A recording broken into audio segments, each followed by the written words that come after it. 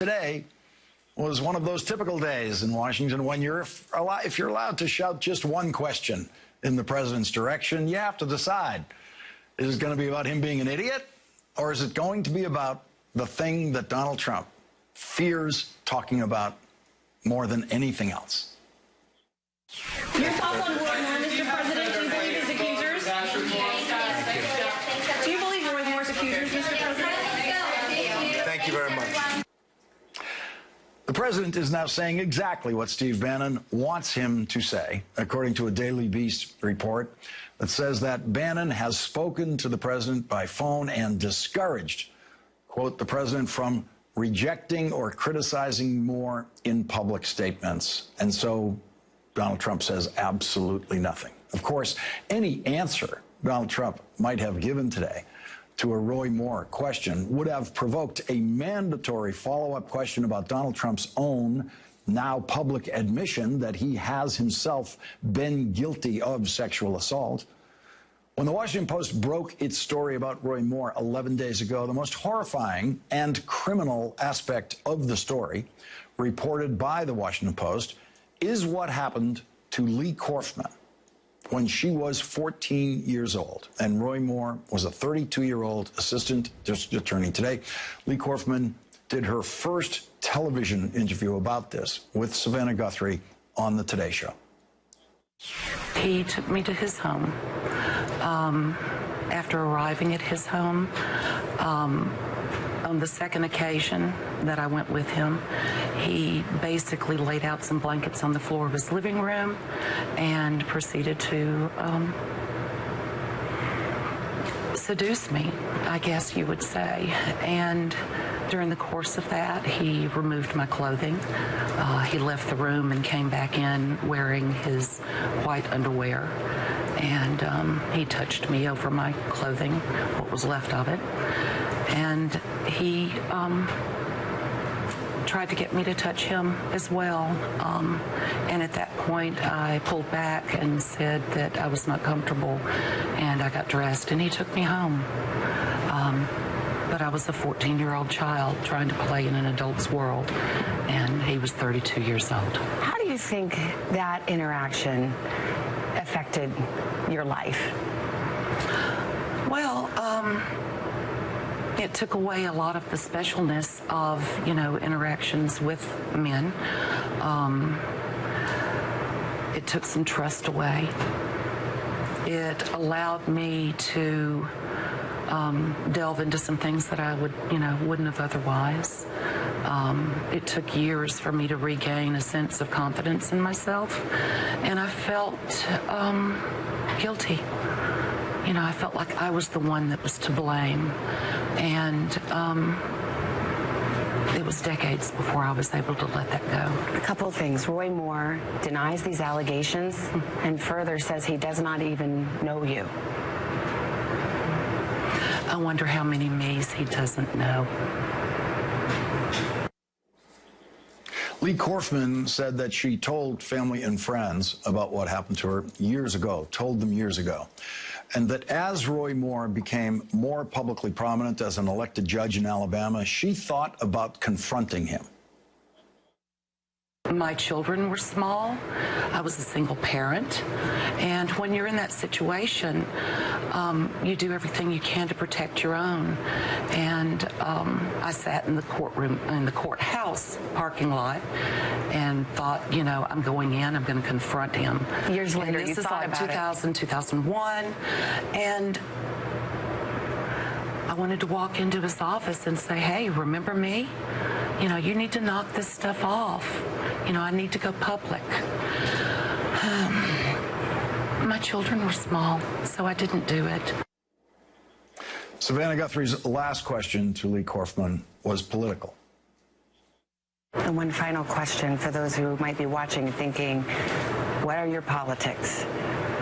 My politics? Well, I've voted as a Republican for years and years and years. But this isn't political for me. This is personal. This weekend, Alabama's three largest newspapers, which are all part of the Alabama Media Group, published an editorial urging voters to reject Roy Moore's candidacy by voting for the Democratic candidate for Senate, Doug Jones, in the December 12th special election. The editorial said Doug Jones has built a platform around issues that will define Alabama: job creation, small business development, child health care, criminal justice reform, and perhaps most needed of all, compromise. For us, his pro-choice stance is not disqualifying. What is disqualifying is the conduct of Roy Moore against women and children. In an article today, AL.com points out that Roy Moore first had his eye on the woman he eventually married when she was 15 or 16 years old. Here is how Roy Moore has told that story himself in his own words. We met, well, actually, when I was deputy district attorney, many years before we got married. I saw her at a dance recital, and I was standing, at the back of the auditorium, and I saw her up front. And I remember her name. It was Kayla Kaiser. According to the reporting at AL.com, that dance recital occurred when Kayla was 15 or 16 years old. It was, 8 years later or something, I met her, and when she told me her name, I remembered KK, and I said, haven't I met you before? Of course, she was younger. She says, I don't think so. And she brushed it off. So it was strange because I remembered that many years later when I saw her. The AL.com reports today points out that what is really so strange about it was that Roy Moore is the part that Roy Moore does not seem to understand. Here is a grown man at about 30 years old attending a girls' dance recital and doing what exactly? Joining us now, Tom Bates, president of Alabama Media Group and an editorial board member for AL.com. Also with us, Jennifer Rubin, a conservative opinion writer at the Washington Post, and Ron Klain, former chief of staff to Vice Presidents Joe Biden and Al Gore, and a former senior aide to President Obama. And Tom Bates, I want to talk about a couple of things in your newspapers. First of all, this extraordinary editorial. Is this the first time you've endorsed a Democrat in a race like this? You know, Lawrence, we have a tradition, actually, of picking a Republican presidential candidate. We did endorse Hillary Clinton over President Trump. But frankly, we're not typically in the endorsement business. It's something that we usually stay out of. But our feeling is that this is a unique moment in time, and we had to take a stand. And I want to ask you also about the television interviews that we've now seen. Last week, Beverly Young Nelson became the first accuser of Roy Moore to do a television interview. The others had been quoted and told their stories in print in the Washington Post. And I'm wondering about the different impact that television has and what Lee Corfman, now appearing publicly on the Today Show this morning, what different impact that might have in Alabama. It's a great question. You know, I think, Lawrence, it's going to get down to whether this Senate race ends up being about party politics or not. You know, our feeling is it has to transcend that. This is a referendum on what we expect from our leaders. And frankly, I don't know how we can expect our children to have faith in the government and other institutions if we allow sexual abuse to be something that's pushed to the side. So I'm not sure how people will react. The Republicans in the state are sticking by Moore. I think a lot of people have soul searching to do right now between now and the election. I do think the majority of Alabamians do not hold the same views as Roy Moore, but it's very possible some will look the other way. Jennifer Rubin, you see Roy Moore telling the story of his wife and meeting his wife, and it is more complicated than most stories about how I met my wife. And so he seems so comfortable with the idea that he met her so many years before when she was 15 or 16 years old in high school in a dance recital. Yeah, I mean, if he, frankly, if he was so candid about that, I'm surprised he wasn't candid about the 14-year-old. This is obviously a man who is very much attracted to very young, very defenseless, very innocent young girls with, as we heard from his victim, one of his victims, with really dire consequences for them. You know, it was interesting that Tom talks about transcending politics. Today we also heard from Kellyanne Conway, who happens to be a mother, who happens to be a senior advisor to the President of the United States. And what does she say? She says we need Roy Moore's vote for the tax bill. So imagine that. Imagine that kind of calculus in someone's mind. We need the accused pederasts vote to give tax cuts to millionaires. That's what we're dealing with. And I would hope that he's right, that the good people of Alabama think twice about this, that they don't want to disgrace themselves and their state, that they say enough. Not everything is about partisan politics. Yeah, Kellyanne Conway was on Fox News this morning, and Brian Kilmeade, one of the hosts of the show, pressed her on this. Was she advocating voting for Roy Moore? He did it twice. She finally says to her, so vote for Roy Moore, to which Kellyanne Conway says, I'm telling you that we want the votes in the Senate to get this tax bill through. And Ron Klain, that this Alabama election could seriously affect that. It could, Lawrence. I mean, it's a shame, as Jennifer alluded to, if corporate tax cuts mean more than child molestation, which is kind of what Kellyanne Conway's formula was on Fox today. And it's amazing that our president, who has a view on everything from how we should respond to the national anthem to what restaurant has the best taco salad, can't formulate a view on Roy Moore and whether or not it's appropriate for a child molester to be put in the Senate. And so, you know, it's no surprise, as you said, that he's trying to hide on that because it leads back to a conversation about Donald Trump. But what we're seeing plainly is just that the Trump White House will stop at nothing to dodge this question and to but try to push quietly for Moore's election to the Senate. And Tom Bates, it seemed just a week ago that Kellyanne Conway agreed with you editorially on this. Let's listen to what she said just last week. Whatever the facts end up being, the premise is, of course, the principle, the incontrovertible principle, is that there's no Senate seat that's worth more than a child.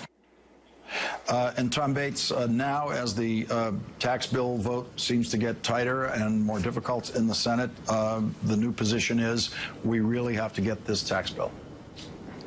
You know, I think, Lawrence, fortunately in Alabama, we don't care to be told what to do. Even President Trump, who is very popular in the state, was not able to get Luther Strange chosen as the candidate in the you know what I'm saying. So that makes me look and think, you know, can we all look inside ourselves and figure out what is the right thing to do? So it's more a question of who folks are aligning with as a party more than any specific issues, I believe, at this time. And Jennifer, Steve Bannon having the president's ear on this, and apparently the agreement of Kellyanne Conway that do not say one public word against Roy Moore. Yeah, I'm reminded of the Saturday Night Live routine where it's President Bannon who's actually pulling the strings here. I think, listen, Trump has two problems. One, his own past, where he has even more accusers than Roy Moore does. It's a unenviable record.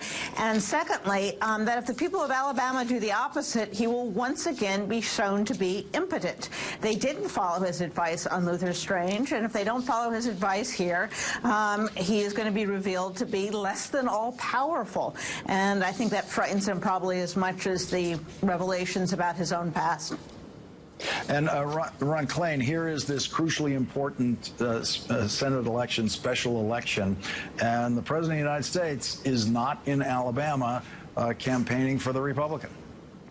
Yeah, I mean, he's hiding under his desk in the Oval Office trying to avoid questions. It's going to be a long time. December 12th is close, but not that close, and I don't know how Trump can dodge these questions for the next 2 weeks. But he clearly has been taken off the playing field in this critical special election. It could really decide the outcome of his legislative agenda, Lawrence. I mean, they've lost a couple Republican senators. They have others teetering on the brink. This senator could be the deciding vote on this giant corporate tax cut, this giant giveaway to rich people, and Trump is just unable to talk about it because of his personal problems and because of the horror of having to back a candidate who his own daughter said there was a special place in hell for people like this kind of person. Tom Bates, quickly before we go, is there any kind of tax debate going on in this Senate campaign? You know, there is in Alabama. I think people are very in touch with the current issues. And again, you know, Trump has a lot of support in Alabama. But you know, this is a special time. I think we're going above and beyond that. And I think we have to remember, too, in the case of Roy Moore, even before these women stepped forward, he had a number of issues. He's been thrown off the Alabama bench twice. He said some very controversial things about people who are different than himself. Muslims, gays, and so forth. So that has overwhelmed the debate. It's very much a debate about Roy Moore. Doug Jones has run a very quiet campaign, very focused on issues, I think, that are most closely tied to people's daily lives and their pocketbooks. You know, we'll see if he's able to fight through the discussion. Tom Bates, thank you very much for joining us tonight from Alabama. Really appreciate it. Coming up, the emails that the special prosecutor Robert Mueller wants and what those emails might tell us about where that investigation is going, and the report today that National Security Advisor H.R. McMaster referred to Donald Trump as an idiot and other words like dope and kindergartner. Did that at a private dinner, according to one report. That's coming up. Special Prosecutor Robert Mueller has asked the Justice Department to turn over a wide array of documents as part of his investigation, according to ABC News. ABC News reports, in particular, Mueller's investigators are keen to obtain emails related to the firing of FBI Director James Comey and the earlier decision of Attorney General Jeff Sessions to recuse himself from the entire matter. Joining us now, Jill Wine-Banks, former Assistant Watergate Special Prosecutor and an MSNBC contributor. Jill, your interpretation of that report? I think it's important to think about the fact that they're asking for documents and emails because I think so many of the witnesses have a loose relationship with the truth. They've accepted alternative facts as the way to proceed, and documents don't lie. You can read the words in them and interpret them.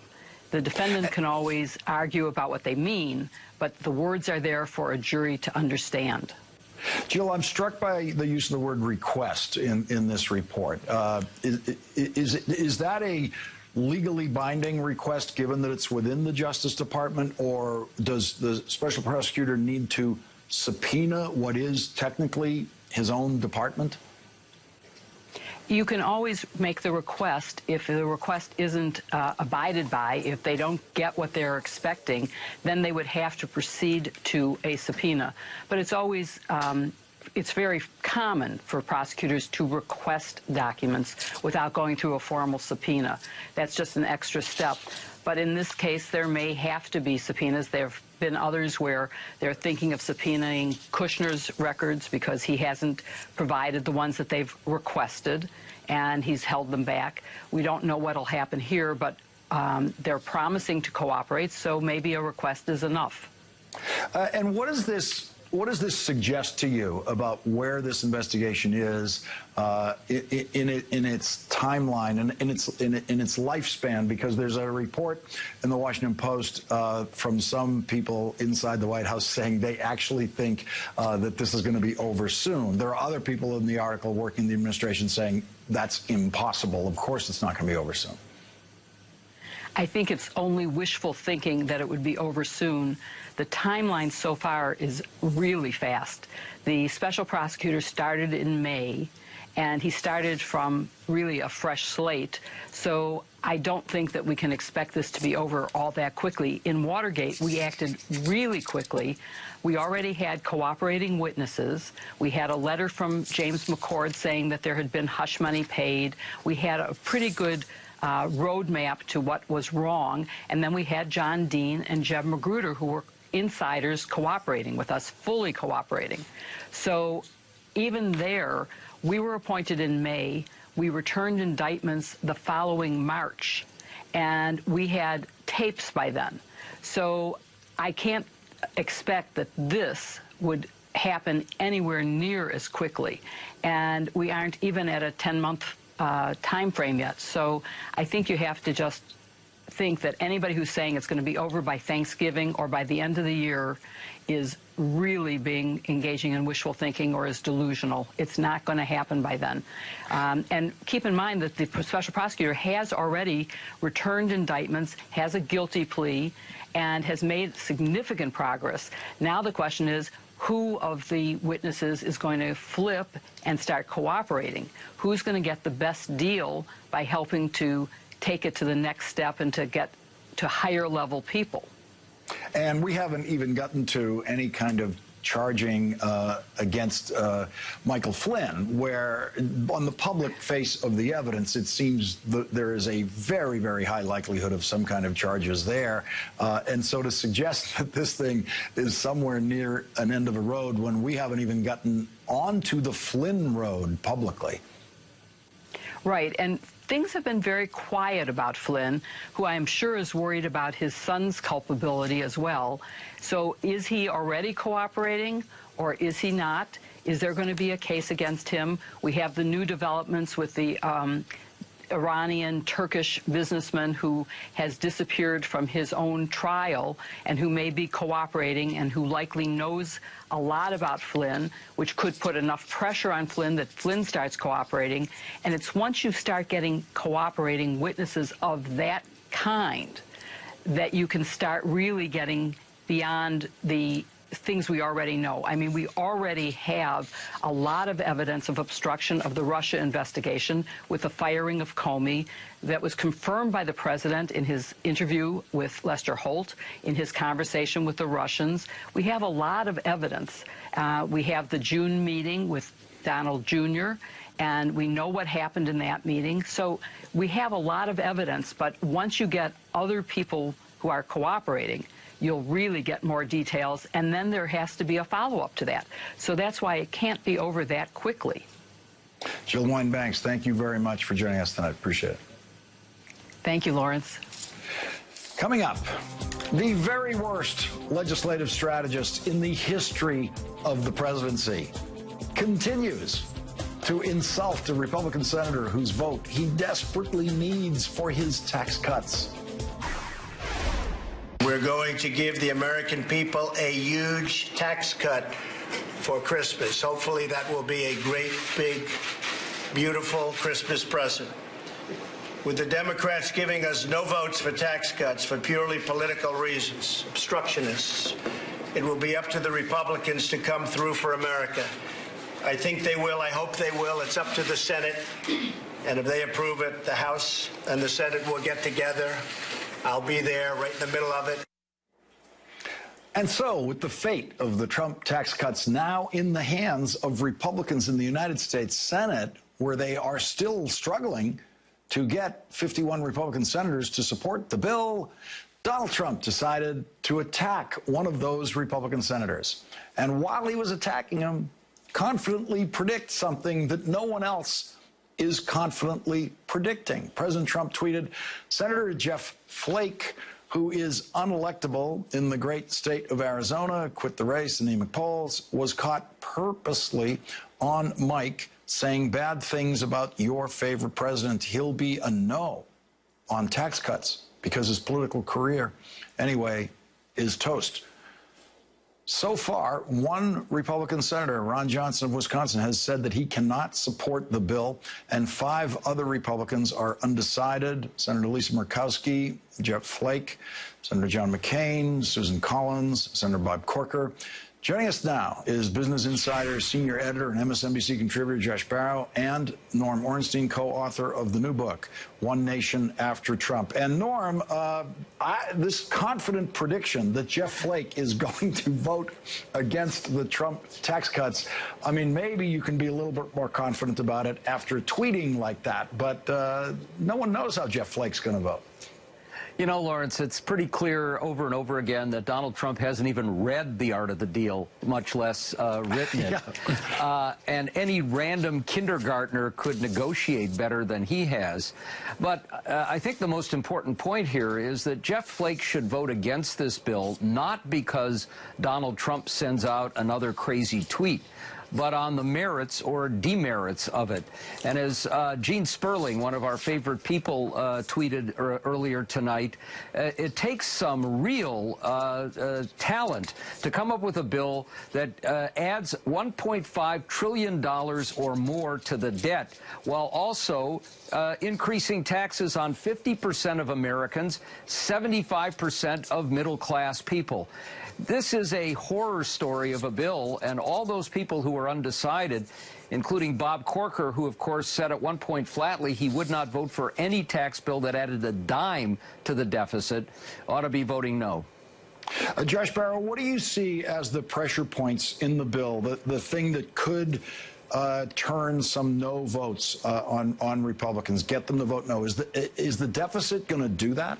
Well, it's different concerns for different senators. You've heard Jeff Flake, Bob Corker, to some extent John McCain, and even James Lankford from Oklahoma expressing concerns about the deficit effects. Lisa Murkowski and Susan Collins have been focused on the repeal of the individual mandate. They're concerned about how that will affect the health insurance markets. Susan Collins also has some other concerns. She thinks the corporate tax cut is actually too much of a cut. She wants to protect the deduction for state and local taxes paid. And then you've had Marco Rubio and Mike Lee pushing for a more generous child credit, especially for people with lower incomes.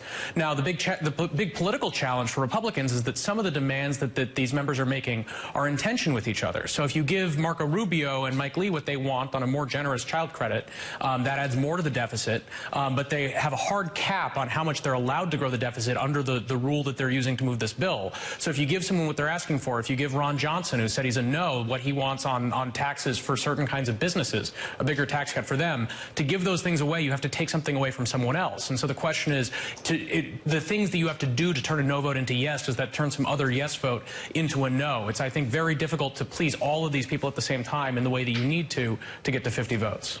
Let's put that graphic back up on the screen that shows Senator Johnson voting no and the others, the undecided. And so when we look at that, there's the president today predicting that Jeff Flake will move into the no column and basically pushing him there, insulting him, all of that. It leaves the other four there.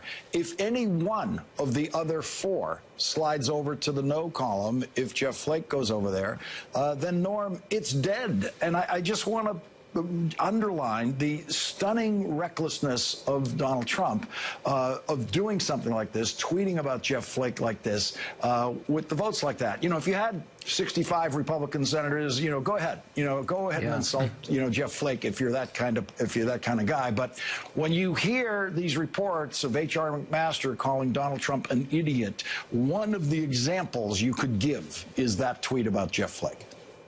Absolutely, no question. And, of course, you have the other reality, which is that he knows nothing about this bill, nothing about what's in it.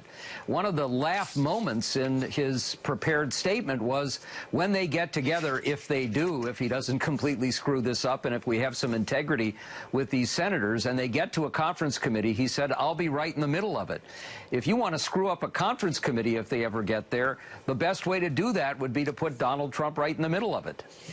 Yeah, and that's one of the things, Josh, you wonder with this Congress, will there ever be conference committees? Will they just take, what the Senate passes and then just run it in identical form through the House because they can't survive a conference committee? I think if they can pass a tax cut bill through the Senate, it will almost certainly get to the president's desk. The margin by which they passed the bill through the House was actually wider than I expected it to be. They have room to lose a large number of additional votes in the House and still pass it. So there will be some points of contention there. In particular, the House bill preserves a deduction for property taxes paid. That's important to members from upstate New York and certain other areas areas with high property taxes. The Senate bill, as it's currently written, allows no deduction of any sort for any kind of state or local taxes, including property taxes. So if that comes back in the Senate bill, I think you'll see a few members in the House peeling off, saying they can't support it anymore, but they'll probably still have room to pass it. I think the really difficult House of Congress is the Senate on this. So I don't know whether they'll go to a formal conference committee or ping-pong the bill back and forth, but my expectation is that if the Senate can pass something, the House will end up basically folding and accepting more or less whatever the Senate has written. And Norm, let's just remember, these things aren't supposed to be close. Republican tax cut bills are the easiest thing you can put through a Congress when the Republicans are in charge and they have a Republican president. But not with Donald Trump. He makes it look hard.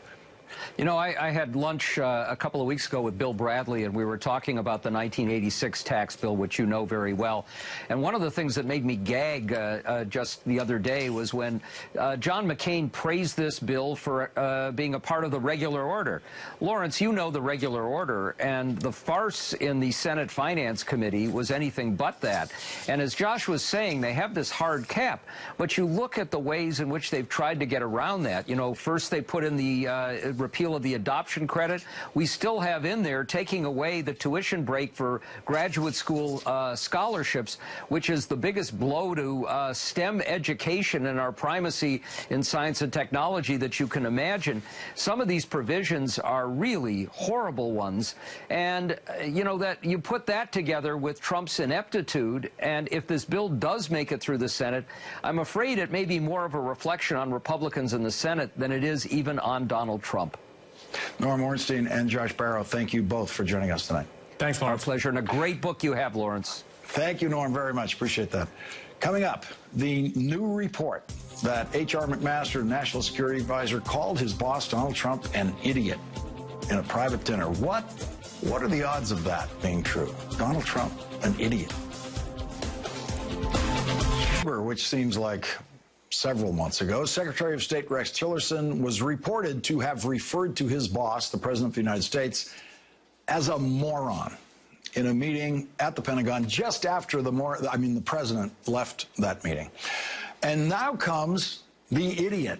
BuzzFeed News reported today that National Security Advisor H.R. McMaster referred to President Trump as an idiot in a private dinner conversation with Safra Katz, the CEO of Oracle. BuzzFeed's sources were 4 people who say they heard about the conversation directly from Safra Katz. BuzzFeed reports that McMaster, quote, dismissed the president variously as an idiot and a dope with the intelligence of a kindergartner, the sources said. It fell to Michael Anton today to try to deny that the National Security Advisor believes the president is an idiot and a dope with the intelligence of a kindergartner. Michael Anton is the spokesperson for the National Security Council, the National Security Advisor, and he said, quote, actual participants in the dinner deny that General McMaster made any of the comments attributed to him by anonymous sources. Those false comments represent the diametric opposite of General McMaster's actual views. Joining us now, Ron Klain, back with us, and also Jennifer Rubin, back with us. And so I guess the question is, Jennifer, what exactly is the diametric opposite of idiot? Is it simply not idiot, or is it wicked smart guy? You know, I think this is a sign of disarray. One national security advisor says the guy is a moron, and the other says he's an idiot. They need to get on the same page here. We have a serious disagreement. You know, the crime here is not that someone said it. It's that we have someone of this limited intellect who is commander-in-chief, who has control of our armed services, who arguably has the ability to start nuclear war, and that you have these 2 gentlemen, fine gentlemen though they may be, out there denying that they have said the truth. It would be nice, frankly, if they could leave the administration and come tell us the truth, come tell Congress, inform the American people that this man is utterly incapable of performing his duties. That way we might be able to do something about it. And let's just consider for a moment what the reaction would be if it was leaked that H.R. McMaster was trying to convince someone that Donald Trump is really smart, he's really brilliant at government and really brilliant at politics, and what kind of credibility that would have. And so Ron, when the White House is faced today with this issue of the National Security Advisor calls the president an idiot, they work on a statement of exactly what they're going to say. And Ron, you've been in the White House. You know how they work on statements. And the statement comes out as simply those false comments represent the diametric opposite of General McMaster's actual views. Now, that is as weak a possible rebuttal statement. They could not have put together a weaker string of words than that. They couldn't have, Lawrence. And, you know, there's a reason. I worked in the White House, as you said, and people attack the president all the time, and then you have to respond to it. What's so different about what we're seeing is that the people attacking the president are his closest advisors. His Secretary of State calls him a moron. His National Security Advisor calls him an idiot. So it's like hard for the White House to muster a response to the White House.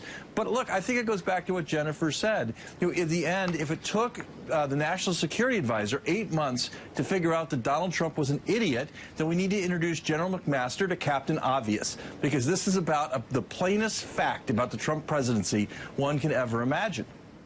And Jennifer, you cannot dine out in America where more people voted for Hillary Clinton than Donald Trump, and not hear words like moron and idiot when people are talking about the President of the United States. That's one of the reasons these stories come with the credibility level that they have. Absolutely. And you have to think that members of Congress say the same thing. You know, you have people like wonderful Paul Ryan, man of a Jell-O spine, who comes out and says the president is terrific, he's a big help.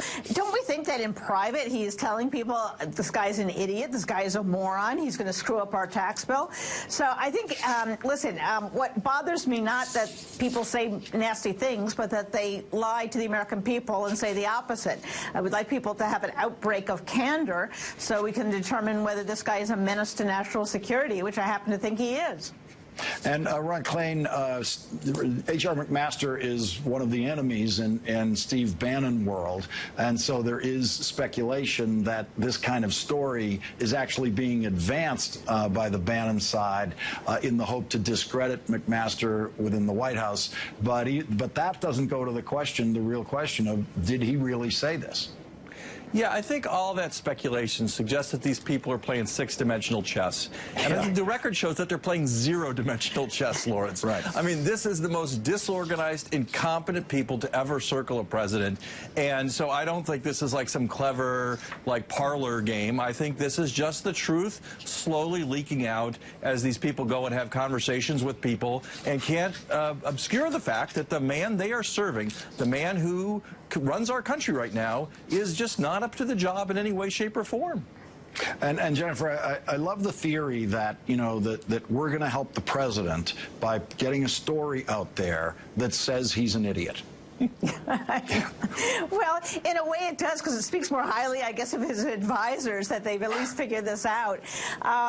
You know, there's no really good way of explaining this. I do fear, however, that if they have figured it out, our adversaries have figured it out, our allies have figured it out, and the opportunities that he is creating for enemies of the United States is really stunning. And we already saw on his Asia trip that the Chinese obviously are laughing up their sleeves now about him. Putin certainly has pulled a fast one on him.